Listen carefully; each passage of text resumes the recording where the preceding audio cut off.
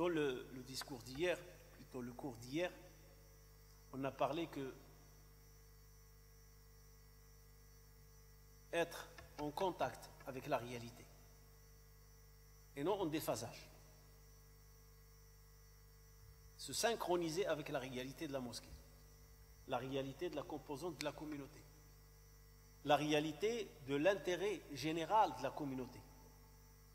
C'est une obligation et c'est le devoir de l'imam dans sa mission. Il n'est pas là pour satisfaire son ego ou prendre de l'altitude et de la hauteur par rapport aux autres.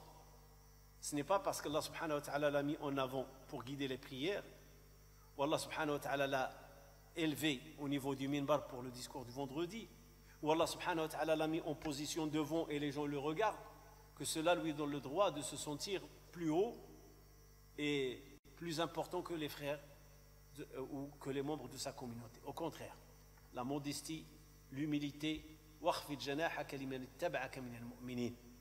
tu dois être doux, tolérant envers les croyants qui sont autour de toi. Et Allah subhanahu wa ta'ala dit au prophète sallallahu alayhi wa sallam, si tu étais quelqu'un de dur en leur parlant et de méchant avec eux, ils vont se disperser autour de toi. Tu resteras seul. Et l'imam, pour transmettre son message et pouvoir réformer la communauté, ou au moins enseigner la communauté et aider la communauté à retrouver la voie de la vérité et la vraie religion et non les traditions qui ont tué la religion, il doit être très tendre, très tolérant, très indulgent. Il fait semblant de ne pas entendre pas mal de choses qui se disent sur lui. Il fait semblant de ne pas voir plein mal de choses, des gestes qui se fassent envers lui. Tout ça, il doit fermer les yeux et il doit fermer les oreilles. Pourquoi? Parce que lui, il veut récolter auprès d'Allah subhanahu wa ta'ala. Donc descendre au terrain, mettre les pieds dans le plâtre comme on dit, et savoir comment il est la communauté et sa nature, c'est une obligation. Tu ne peux pas changer les défauts si tu ne les connais pas.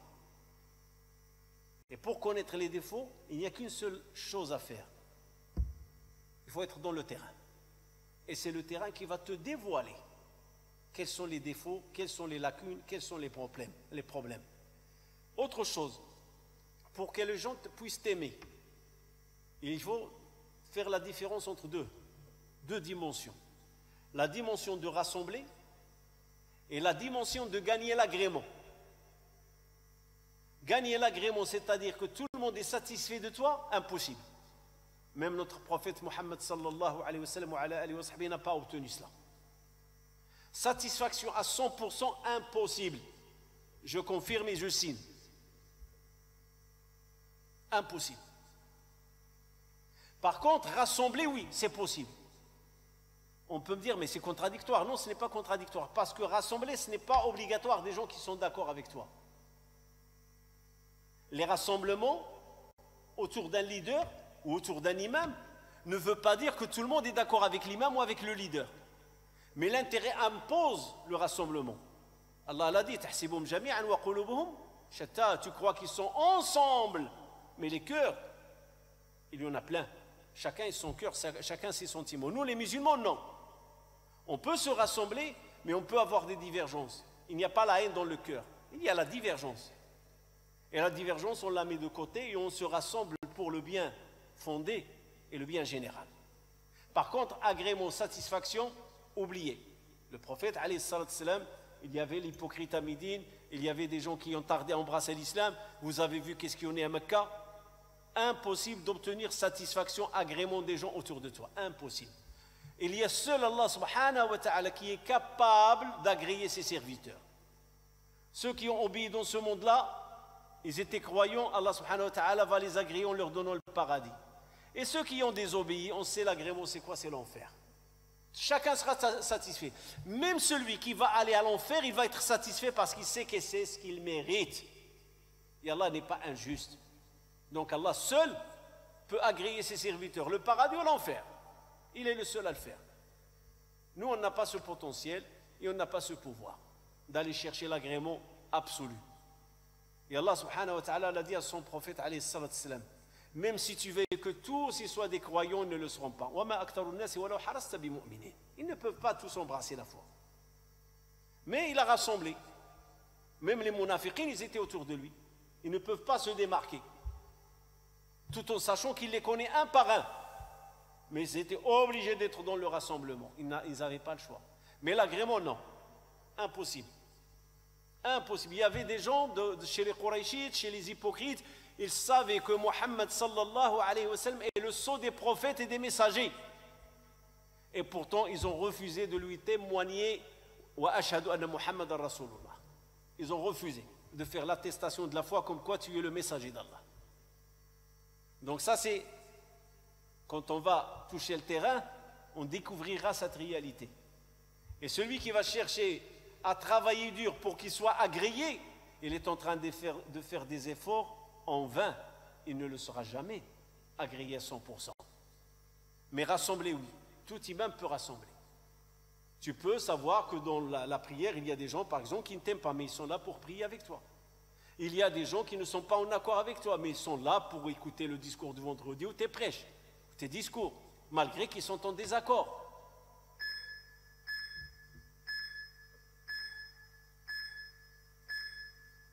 Alors une histoire, je ne sais pas si je l'ai racontée, excusez-moi si je répète certaines histoires, parce que j'improvise. Je me rappelle à la mosquée As-Salam, à Tourcoing. Il y a un jeune, il s'appelle Ali, il a la trentaine, 31, 32, possible, mais j'estime qu'il a la trentaine. Chaque vendredi, il est là. Chaque vendredi. La première rangée, deuxième rangée. Un jour, un vendredi, après la prière du vendredi, je m'apprête à quitter la mosquée, là où il y a les chaussures. Je le crois, je lui dis salam alaikum, comme ça va frère. Et comme je le vois chaque vendredi, alhamdoulilah, j'ai une mémoire visuelle. Je dis ça va Khalil, comment tu t'appelles? Il m'a dit je m'appelle Ali. Ça va, il me regarde. Il m'a dit tu sais, je ne t'aime pas. Je dis quoi? Il m'a dit je ne t'aime pas. Je dis pourquoi? Et toujours avec le sourire. Allah m'a donné le sourire et je le garde tout le temps. Il m'a dit je ne t'aime pas. Je dis pourquoi? Il m'a dit parce que les gens t'aiment. Et ça me dérange.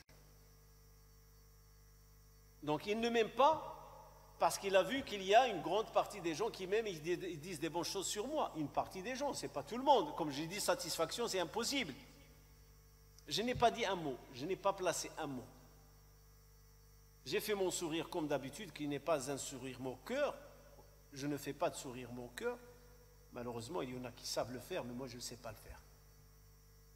Et je l'ai laissé. Et pourtant, j'ai continué à le voir durant les prêches de vendredi. Il est là, toujours en train de m'écouter. Un jour du vendredi, il prie, je l'observe, il est parti, puis il est revenu avec un plat en plastique. Il est couvert le plat. Il traverse les gens parce que c'est la fin du vendredi, les gens sont en train de sortir.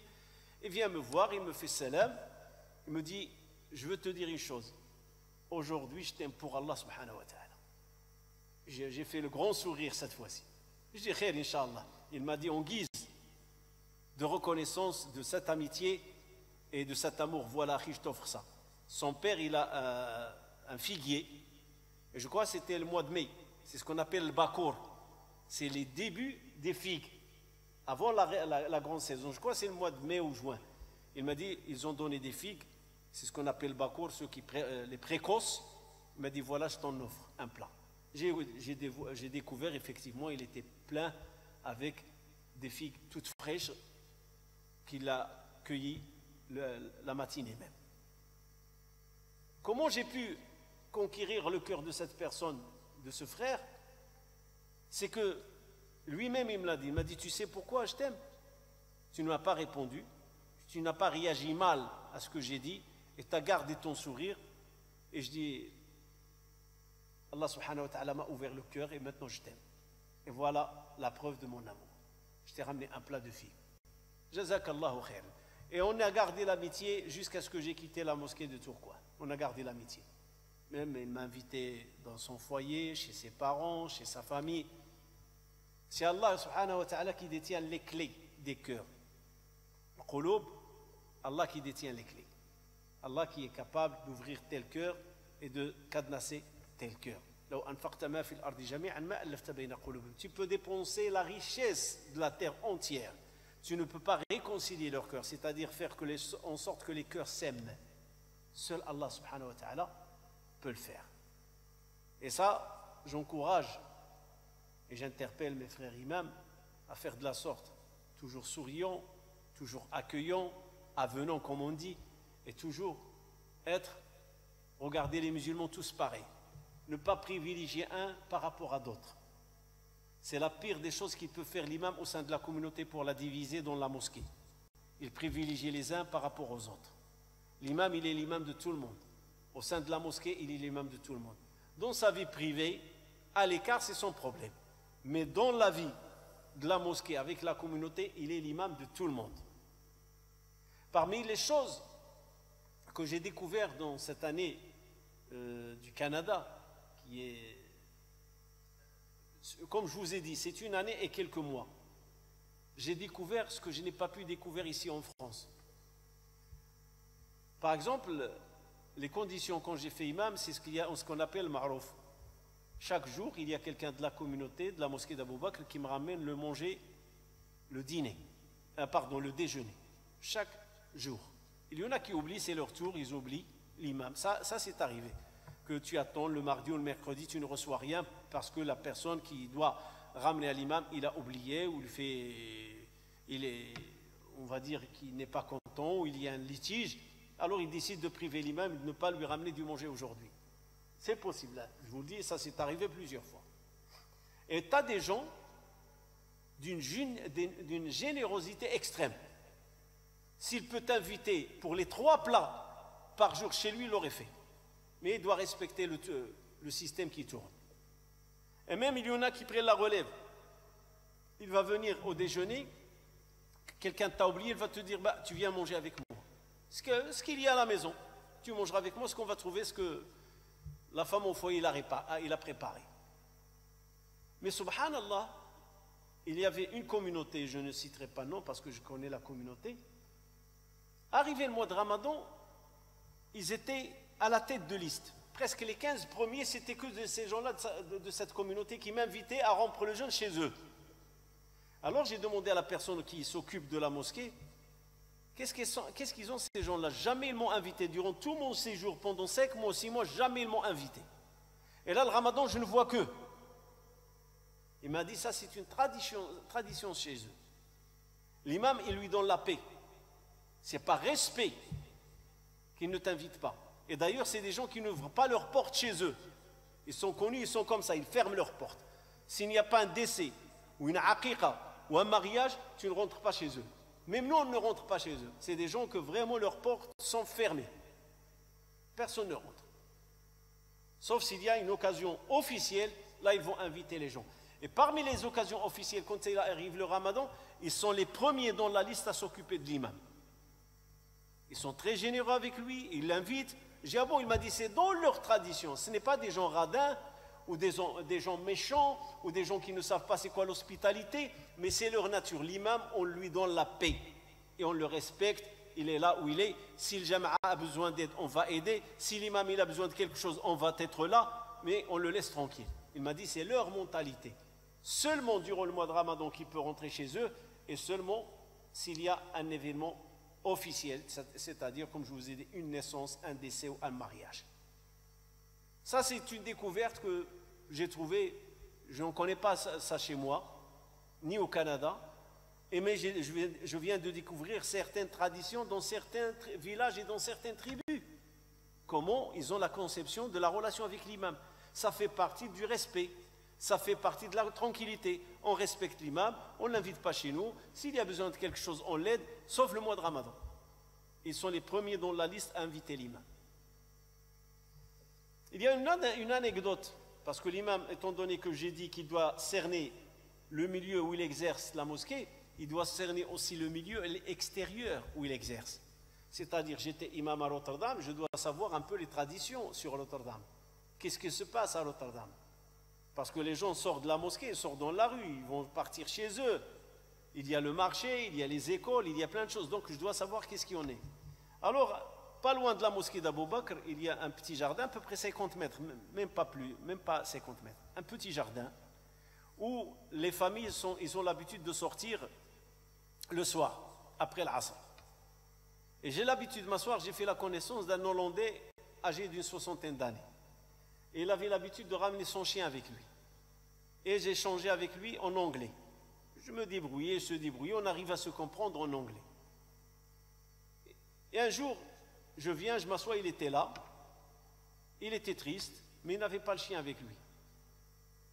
Je ne peux pas en déduire pourquoi le chien n'est pas là.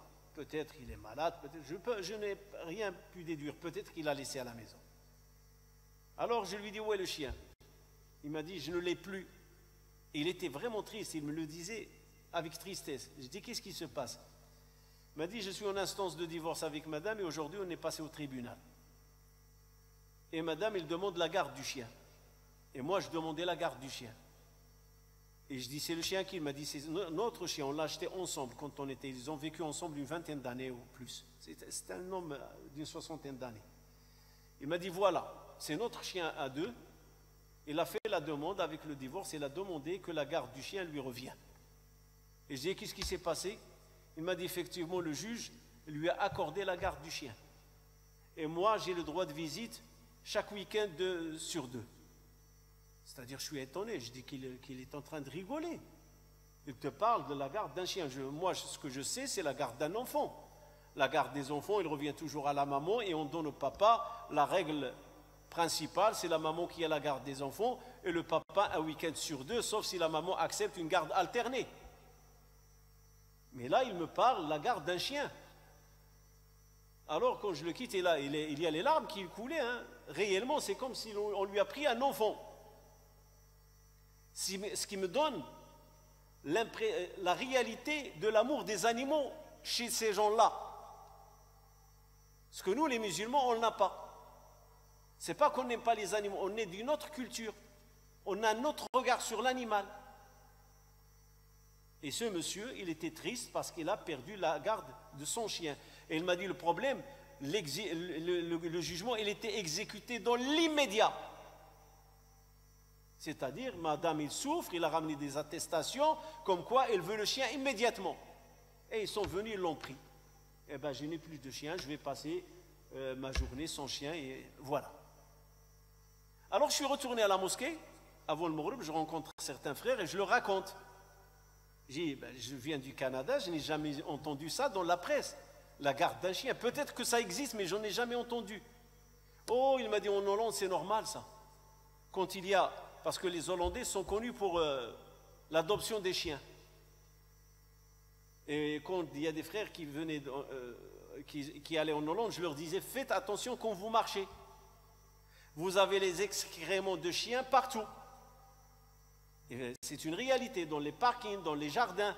Faites attention, vous posez vos pieds. Il faut marcher, faire attention. Et j'ai posé la question, il m'a dit, non, c'est normal ça. C'est une vérité. Plein de couples, quand ils ont un chat ou un chien, s'ils n'arrivent pas à s'entendre à qui appartient l'animal, qui va garder l'animal, c'est le juge qui va trancher. À qui revient la garde de l'animal. Revenons à ce que je vous ai dit, les parkings, faites attention à Rotterdam, et c'est une réalité. Et on m'a dit, les Hollandais payent une taxe. Ceux qui ont des animaux, ils payent une taxe. Et cette taxe, ils leur donnent le droit, ils les déchargent de nettoyer. Moi, je sais qu'au Canada, chaque propriétaire de chien, il doit avoir un plastique avec lui et des gants pour ramasser ce que son chien fait. Il est de son devoir, sinon il sera verbalisé. Ça, je l'ai vu de mes propres yeux au Canada, à Montréal et à Longueuil où j'habitais. C'est une loi. Ton chien, il t'accompagne, s'il défecte, s'il fait des choses, c'est à toi de nettoyer. Sinon, tu es verbalisé. En Hollande, non. Il paye une taxe à la municipalité. Je vous parle des années 93-94. Je ne sais pas si ça marche encore. Et c'est la municipalité qui se charge à nettoyer les rues, les trottoirs. Et devant la mosquée, il y avait 2 arbres. Et les frères entretenaient ces 2 arbres en mettant autour des arbres des produits chimiques qui dégagent de l'odeur forte, comme l'eau de Javel par exemple, ou la chaux. Comme ça, les chiens, quand ils sentent cette odeur, ils s'éloignent. Ils ne font pas leurs besoins auprès de la mosquée. Donc ça aussi, c'est une autre chose à connaître. savoir comment il est la société. Quand tu marches, fais attention. Et je ne vais pas me moquer du monsieur qui me dit la garde du chien, il est revenu. Ah madame, c'est comme un enfant, donc il y a un attachement à l'animal. Est-ce que nous les musulmans, on n'a pas l'attachement à l'animal? Si, on l'a. Mais seulement on connaît mal notre sunna. On connaît mal la tradition du prophète alayhi salam. On a un compagnon qu'on le qualifie le père de le petit chat, Abu Huraira. Et le prophète alayhi salam, il a rendu visite à un frère d'Anas ibn Malik. Il avait adopté un oiseau, je crois un canard ou quelque chose comme ça. Et ce canard est mort. Alors le prophète alayhi salam lui pose la question: qu'est-ce qui est arrivé à ton petit oiseau, Abu Umayr? Il s'adresse à l'enfant, il lui dit Abu Umayr, il l'a nommé Abu Umayr. Qu'est-ce qui en est de ton oiseau? Les Shafi'ites, ils disent, l'imam Shafi'i, quand il a lu ce hadith, il en a tiré 40 déductions juridiques. Qu'on peut adopter un oiseau, qu'on peut lui donner un nom, et qu'on peut donner à un enfant le nom d'un adulte, Abu Umayr, Abu Hamza, et ainsi de suite. Le prophète qui demande à l'enfant qu'est-ce qu'on est de l'oiseau. Il a touché le cœur de l'enfant en lui posant la question sur son oiseau qui vient de mourir, ou qui vient de survoler parce qu'il a sorti de la cage, quelque chose comme ça. Ma fa'ala an-nughayr ya Abu Umayr. Ça, c'est notre prophète alayhi salam. Il a fait arrêter toute une armée à la conquête de la Mecque qui a pris les petits de cet oiseau.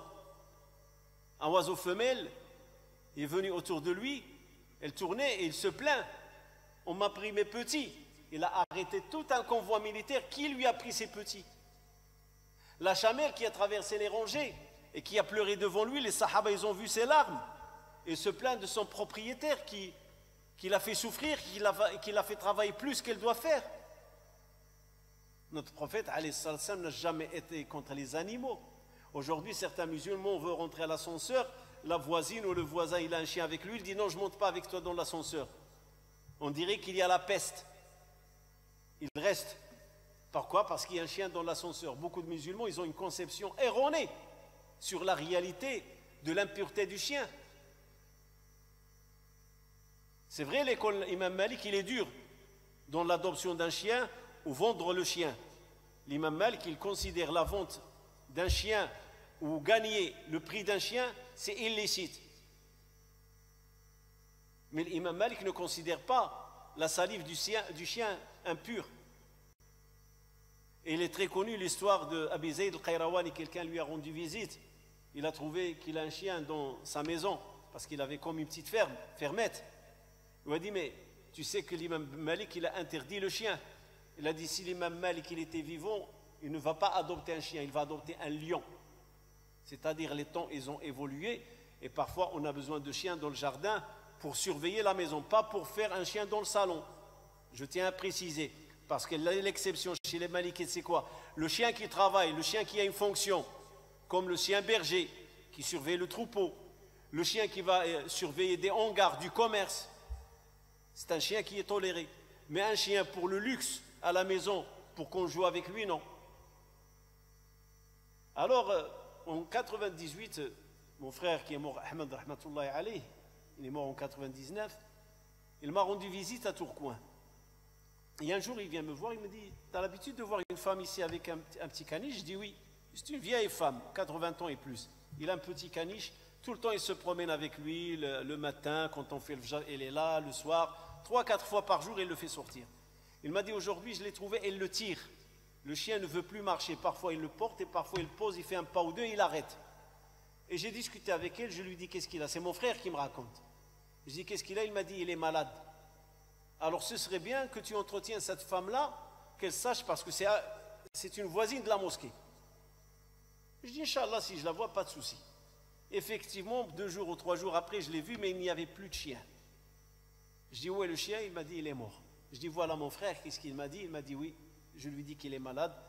Et le chien, il est mort. Et moi, je suis vieille et je ne crois pas que j'ai assez de force d'adopter un autre chien. C'est un chien qui l'accompagne au moins pendant 10 années.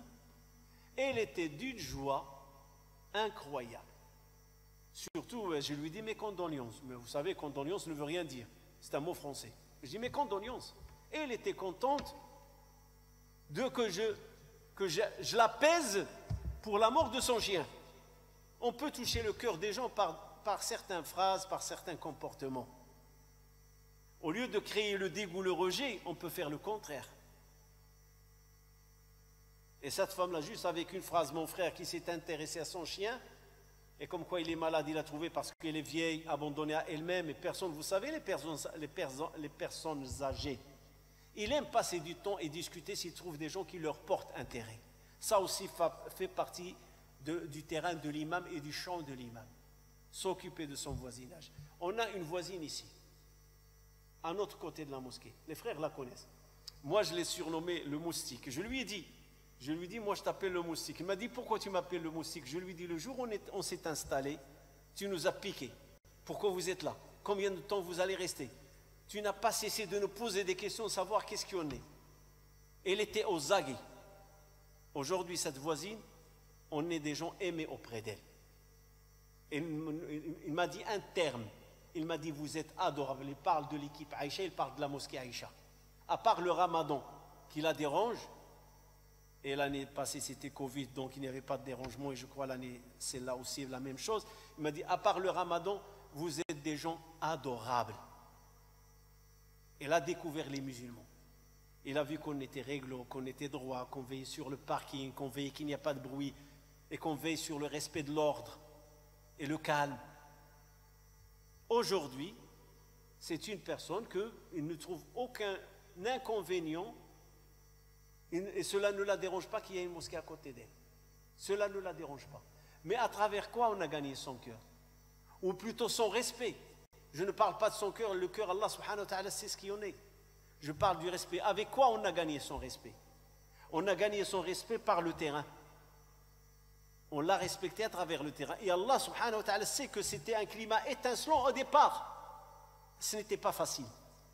Au point que je l'ai nommé le moustique. Elle pique pour de vrai. Et sa piqûre, elle fait mal.